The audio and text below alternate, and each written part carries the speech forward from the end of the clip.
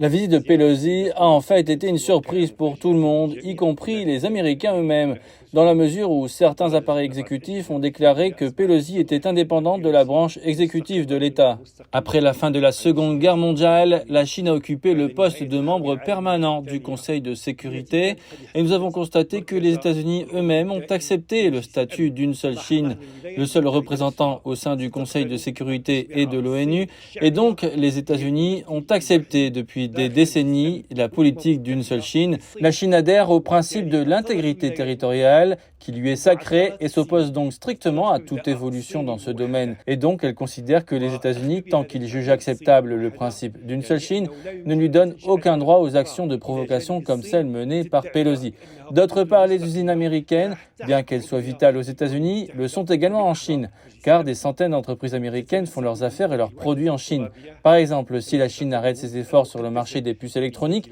l'économie mondiale peut également être affectée et l'économie américaine sera affectée et nous pourrions entrer dans une récession sans précédent.